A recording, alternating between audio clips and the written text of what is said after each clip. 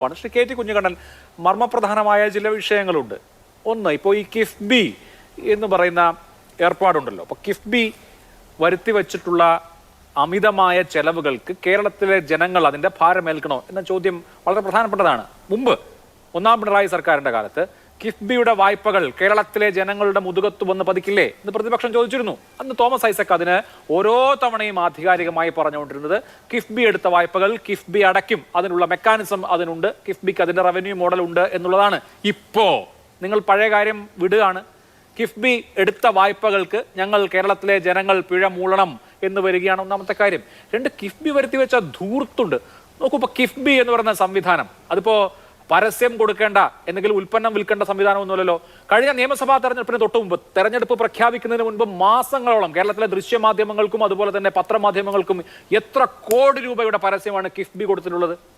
കൃത്യമായി അടുത്ത തെരഞ്ഞെടുപ്പായിരുന്നു അതിന്റെ ലക്ഷ്യം. അപ്പൊ ഇതൊക്കെ വരുത്തിവെക്കുന്ന അധിക ചെലവുണ്ടല്ലോ. അപ്പൊ ഇതുപോലെയുള്ള ചെലവുകൾക്കും എല്ലാം കിഫ്ബിയുടെ പണം കിഫ്ബി തന്നെ, കിഫ്ബിയുടെ കടം കിഫ്ബി വീട്ടിക്കോളും എന്ന് പറഞ്ഞിട്ട് ഇപ്പൊ കിഫ്ബിയുടെ കടം വീട്ടാൻ കേരളത്തിൽ വീടിന് പുറത്തിറങ്ങുന്ന ഓരോ മനുഷ്യനും പണം കൊടുക്കേണ്ടി വരുന്ന അവസ്ഥയാണ്.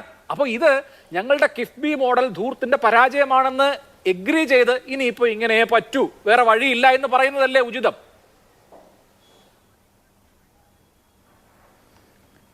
അല്ല, അങ്ങനെ ഒരു വ്യാഖ്യാനം നൗഷാദ് അലിക്കും അഭിലാഷിനൊക്കെ നടത്താം.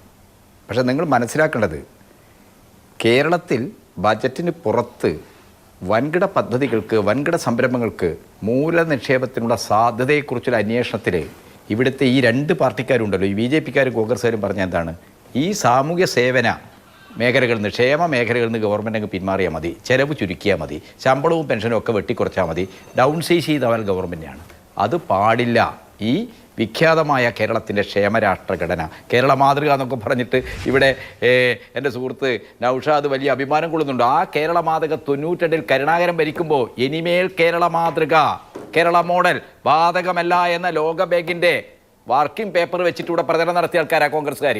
മറന്നു പോകരുത്. ഞാൻ ഒരു കാൽപ്പനിക ആദർശത്തിൻ്റെ ഇങ്ങനെയുള്ള ഒരു ഗൃഹാതിരത്വം ഒക്കെ സംസാരിക്കുന്നില്ല. ചരിത്രം എപ്പോഴും വർത്തമാനത്തോടാണ് മിസ്റ്റർ നൗഷാദ് അലി സംസാരിക്കുന്നത്. അത് നിങ്ങളെപ്പോലുള്ള കോൺഗ്രസ്സുകാർക്ക് മനസ്സിലാവില്ല.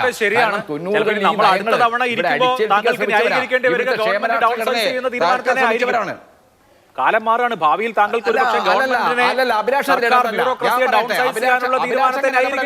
കേരളത്തിന്റെ ഇല്ല, ഈ കേരളത്തിൽ ഈ ക്ഷേമരാഷ്ട്രഘടനയെ നിലനിർത്തിക്കൊണ്ട് ബജറ്റിന് പുറത്ത് എങ്ങനെ ഇൻഫ്രാസ്ട്രക്ചർ ഡെവലപ്മെന്റ് ഉണ്ടാക്കാം, അതിന് മൂലധനം, വിഭവം എങ്ങനെ കണ്ടെത്താം, ആ ഒരു പരീക്ഷണാത്മകമായ ശ്രമമാണ് കിഫ്ബി. ആ ശ്രമത്തെ നിങ്ങൾ കുറച്ച് കാണാൻ കഴിയില്ല.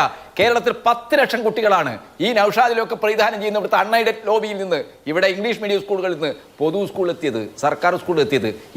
സ്കൂളുകളുടെ സൗകര്യം വർദ്ധിച്ചപ്പോൾ നമ്മുടെ ഇടത്തരക്കാരും ഈ ഗൾഫ് പണക്കാരൊക്കെ എന്താണ് മക്കളെ ഈ സ്കൂളിലേക്ക് കൊണ്ടുവരാൻ തുടങ്ങി. ഈ കോഴിക്കോട് നഗരത്തിൽ നിങ്ങളൊന്ന് നടന്നു നോക്കിയാൽ മതി. നൗഷാദ് അലിയൊക്കെ രഹസ്യമായി സേവിക്കുന്ന ഇവിടുത്തെ വലിയ അൺഎയ്ഡഡ് ലോബി ഉണ്ടല്ലോ, ആ അൺഎയ്ഡഡ് ലോബിക്ക് കിഫ്ബിയെ തകർക്കേണ്ടത് ഈ പൊതുവിദ്യാഭ്യാസ തകർക്കേണ്ട താല്പര്യവുമായി ബന്ധപ്പെട്ടുകൊണ്ടാണ്. നൗഷാദ് അലി കൈമലർത്തണ്ട. നൗഷാദ് അലി ഈ കേരളത്തിലെ അൺഎയ്ഡഡ് ലോബിക്ക് വേണ്ടി സംസാരിക്കുന്നു.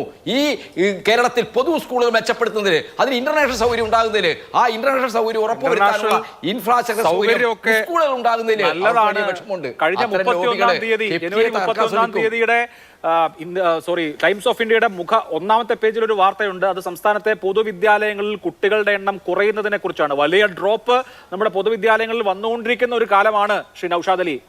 ആദ്യത്തെ ക്ലാസ്സിൽ എൻറോൾ ചെയ്യുന്ന കുട്ടികളുടെ എണ്ണം കുറഞ്ഞുകൊണ്ടിരിക്കുകയാണ്. ഞാൻ സൂചിപ്പിച്ചതേ ഉള്ളൂ ആനുഷംഗികമായി.